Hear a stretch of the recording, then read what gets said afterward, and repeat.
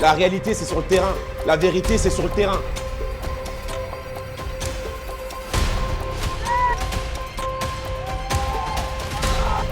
Et là, vous avez 60 minutes pour prouver, 30 minutes pour prouver que vous êtes des hommes.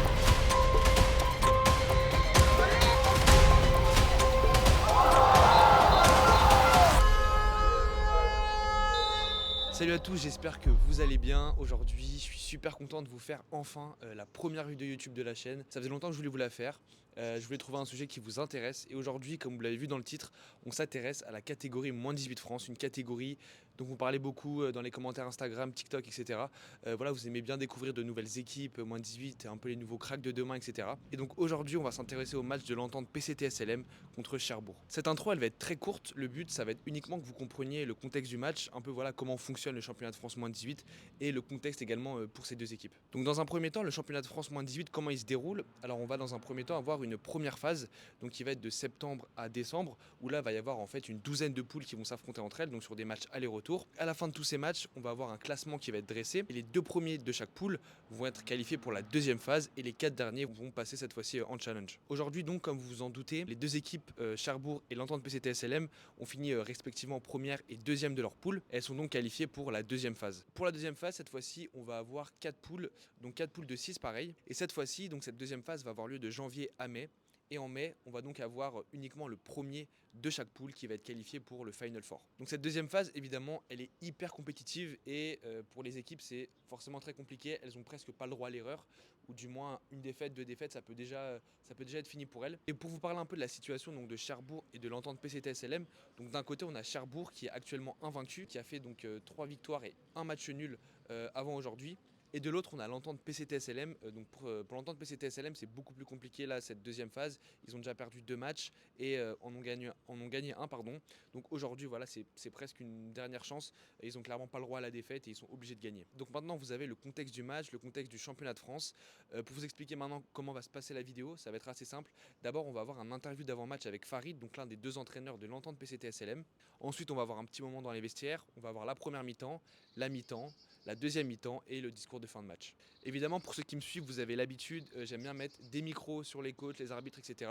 Et aujourd'hui, évidemment, on va rester dans ce même état d'esprit, pardon, et on va mettre ce micro donc juste ici sur Farid. Donc grâce à ça, voilà, ça va rendre le match encore plus immersif. Vous allez entendre ce qu'il dit, que ce soit dans les vestiaires, pendant le match, etc. Et voilà, comme vous savez, le but, c'est vraiment, mon but en tout cas, sur mes différents comptes, c'est que vous voyez le hand sous tous ses angles et que ça soit le plus immersif possible. J'en ai fini avec l'intro, j'espère que la vidéo va vous plaire et je vous laisse tout de suite avec l'interview d'avant-match de Farid.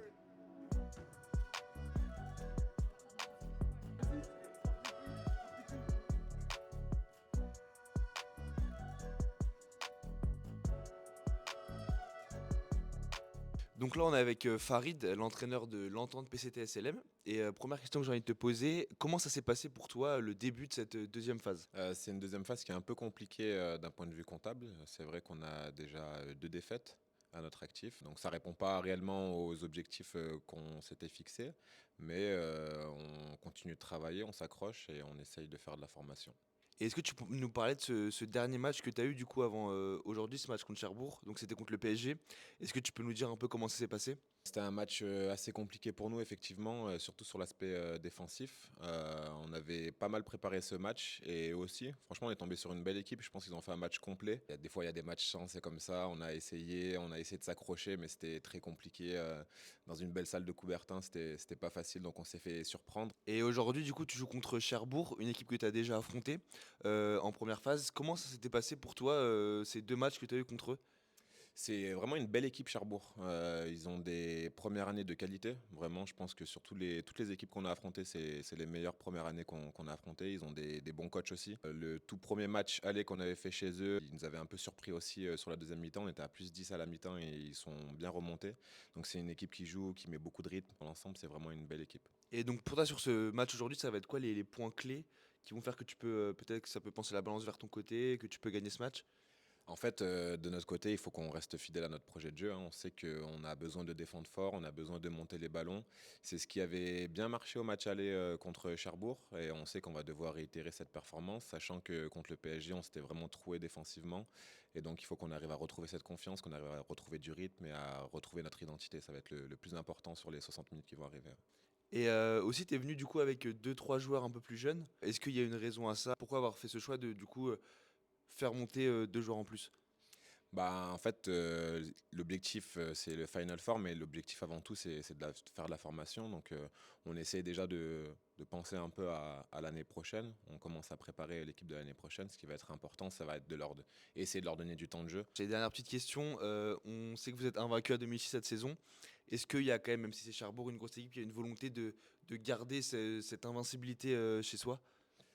La victoire, ça fait partie de notre culture. On essaie de leur inculquer une culture de la gagne. Donc, en fait, que ce soit à domicile ou à l'extérieur, dès qu'on fait un discours d'avant-match, c'est toujours orienté sur on a envie de gagner et quoi qu'il arrive, on est là pour gagner. On va rentrer dans ce match. Cherbourg, c'est une équipe qu'on a affrontée 2 fois. Donc, on sait très bien les moyens qu'on doit mettre pour le gagner, ce match. Tout de suite, en attaque placée, le projet de jeu, on l'a bossé hier, vendredi. On part 6 postes 2, met de la profondeur avec bloc ou sortie poste. Retour de balle, poste 3, on sait quoi faire. Et glissement. Je veux de la continuité. On fait attention aux montées inversées. Ça annonce à l'opposé. Et surtout, on prend la balle en course pour assurer devant le défenseur. Les consignes habituelles, il faut que la balle, elle vive. Si la balle, elle vit, on va trouver des décalages dans les 2v1 externes. Ok ? Défensivement, il faut vraiment qu'on fasse en sorte de retrouver notre identité. D'accord ? L'équipe qui est en face de Cherbourg, c'est l'équipe qu'on a joué au match aller, au match retour de la première phase. Il n'y a pas de surprise. D'accord ? Ils ont progressé, on a progressé. On se retrouve aujourd'hui, on a 60 minutes à jouer. Défensivement, il faut qu'on retrouve notre identité. Et derrière, il faut monter les ballons. Hein. Il faut monter les ballons, on l'a dit, on va le redire. Il faut absolument qu'on essaie de mettre un rythme sur grand espace. Et après, au niveau de l'état d'esprit, il n'y a pas de blague. Hein. On s'est fait blaguer une fois au PSG, il n'y a pas de problème. Moi, j'ai du respect pour vous parce que vous avez eu une vraie réaction. Personne ne s'est caché. Et moi, pour vous, j'aurai toujours du respect tant que vous aurez ce comportement. Vous vous loupez, il n'y a pas de problème. On se regarde dans les yeux, on se dit les vérités. Il n'y a personne qui a peur de personne ici. La réalité, c'est sur le terrain. La vérité, c'est sur le terrain. Et là, vous avez 60 minutes pour prouver. 60 minutes pour prouver que vous êtes des hommes. Donc là, on a 60 minutes à imposer notre jeu. 60 minutes à nous respecter entre nous. 60 minutes à respecter ceux qui viennent nous supporter. Si on ne livre pas une guerre aujourd'hui, les garçons, là, on va être dans le doute. Faut envoyer tout de suite, les garçons. Hein. Allez, allez. Allez, garçons, allez. Allez.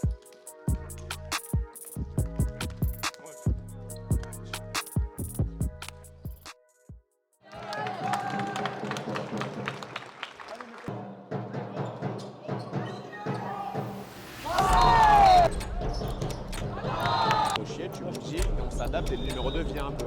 D'accord ? À toi de me dire, ok ? Timéo, ressors plus vite sur lui.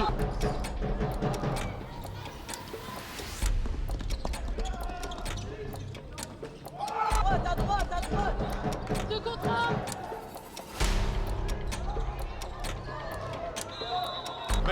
Manu, joue les 2 contre 1, essaie de les pousser, joue tout de suite extérieur. Ouais, il y a toujours le 2 contre 1 à jouer. Timéo, n'attends pas longtemps à 7 mètres, remonte derrière. Ouais.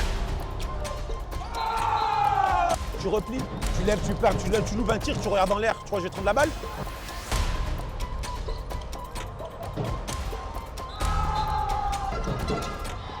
Hoppa!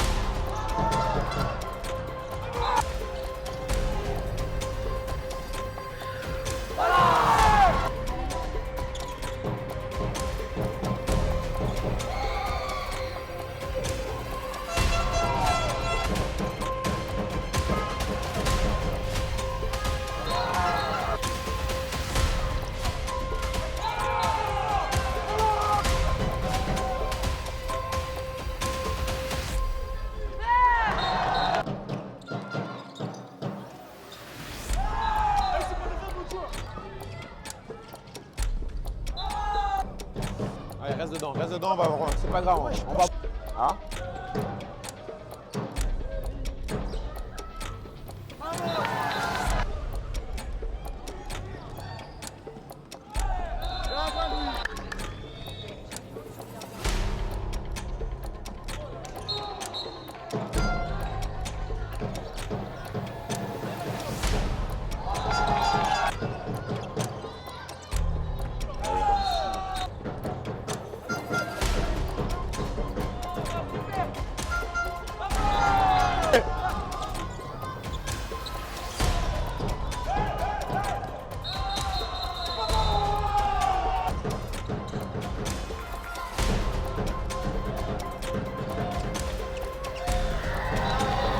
reposer.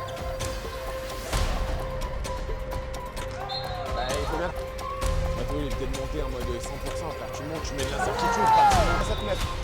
Bah oui. Opa.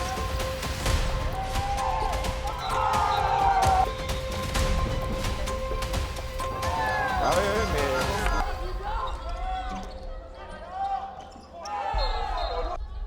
Ça doit vous bouger, hein, d'accord? Ça doit vous bouger.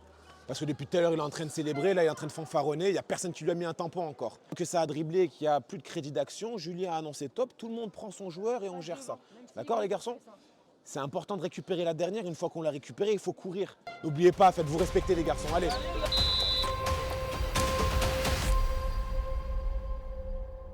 Défensivement, les garçons, 19 buts en 30 minutes. 19 buts.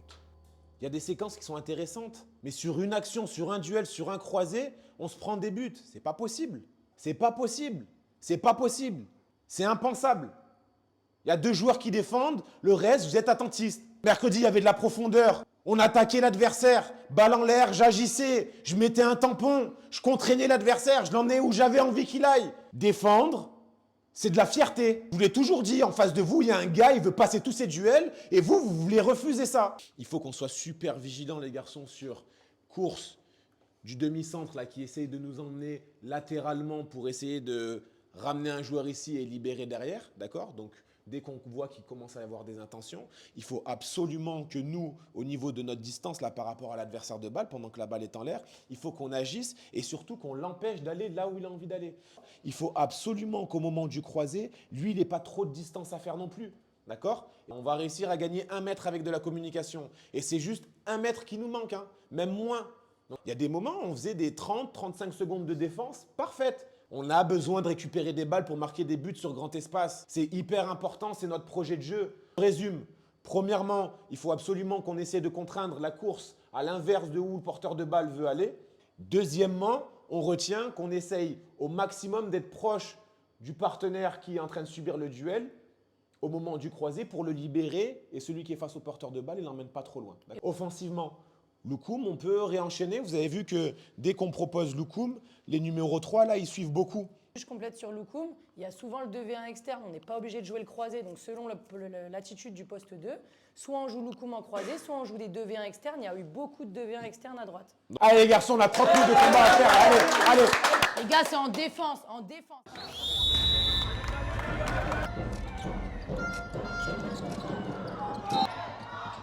Oui, oui. Ah, il dépouille, ben, petit maman. Manu, c'est bien, parfait. Un porteur. Allez mon petit, allez mon petit. Vamos! Hoppa!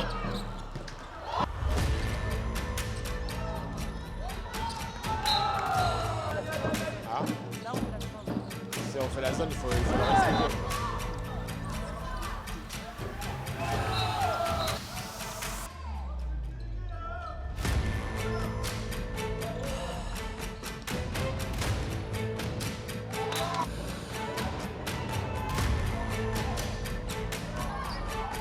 Ça flotte, ça flotte.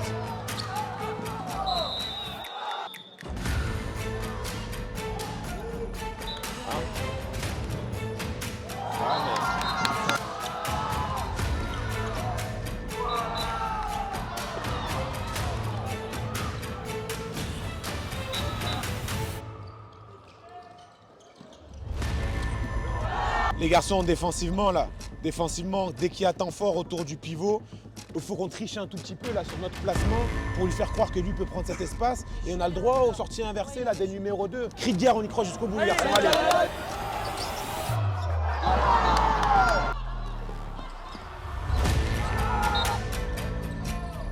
Hey!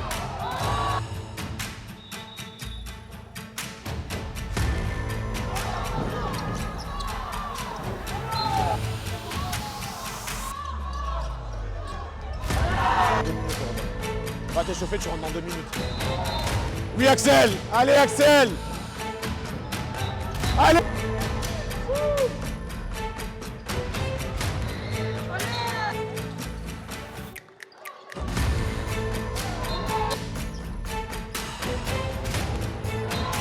fois sur Loukoum, d'accord?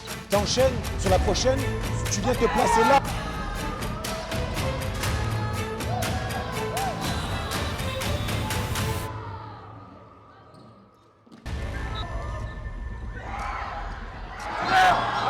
Axel!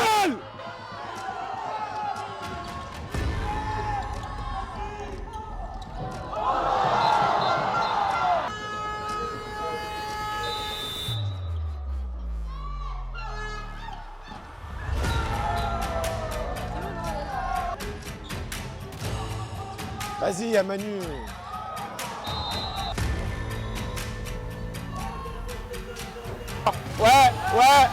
Ouais, ça redescend.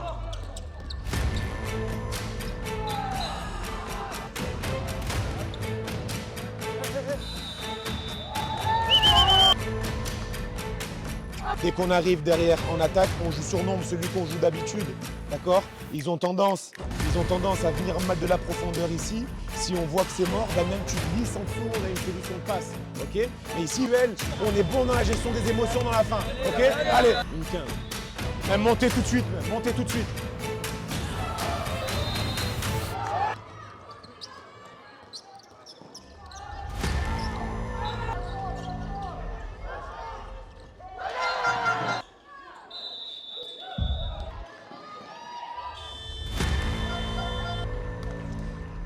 Bien joué, belle progression. Merci beaucoup. Bravo les gars. Merci la table. On s'est réveillé en deuxième, il y a eu une réaction. Donc déjà, ça c'est quelque chose qui est intéressant. Maintenant, on avait ciblé ce match, on l'a perdu, on a encore perdu. Nous, on veut bien prendre les responsabilités de tout ce que vous voulez. Hein. Mais à un moment donné, il faut se dire les choses français, parce qu'on l'a toujours fait, on n'a jamais été hypocrite. Aujourd'hui, les 2007, vous nous avez tiré vers le bas 50% du match. Vous en êtes conscient, et à l'image de la séance du vendredi. Aujourd'hui, les joueurs dominants, c'était les 2008. J'exclus Louis parce qu'il s'est déchiré en défense. Moi, je m'en fous de perdre le match. Hein. Perdre, gagner, c'est une chose. Avec la manière, on a déjà perdu des matchs à Ivry, on a perdu, j'étais hyper contente. Là, on perd parce que les 2007, vous n'êtes pas au niveau. Et encore une fois, c'est juste être en capacité d'être face à ses responsabilités. On n'est pas du tout en train de jeter la pierre que sur les 2007, parce qu'il y a des 2007 qui sont sur le terrain, qui ne sont pas performants, mais qui se crèvent. Et ça, on le voit. D'accord? On ne vous parle pas là d'investissement que vous mettez en match. On parle juste de performance. Des fois, je suis à fond, je prépare ma séance, je la fais à fond. Et ma séance, elle pue, elle est nulle. Juste, il faut qu'on arrive à tous se regarder et se dire, là, OK, on n'a pas été performant. Celle, je te regarde dans les yeux, je ne pourrai jamais t'en vouloir tant que tu as ce comportement. Parce que tu es lucide. Et si tu es lucide, ça veut dire que demain, tu vas progresser. On fait des erreurs, on lève la main, je me suis loupé, il n'y a pas de problème. T'échoues, il n'y a pas de problème, mais apprends. Les 2007, on vous dit juste ça pour votre carrière future. Saint-Raphaël, Caen, Limoges, ceci, cela, avec grand plaisir. Je vous souhaite la plus belle des carrières possibles. Mais si demain, vous êtes en échec et vous n'apprenez pas, vous avez échoué 2 fois. Et moi, là, j'ai loupé mon boulot. Pas parce que je ne vous ai pas appris à faire un chab, une roucoulette, une passe dans le dos ou quoi que ce soit. Non, je ne vous ai pas appris à être un homme.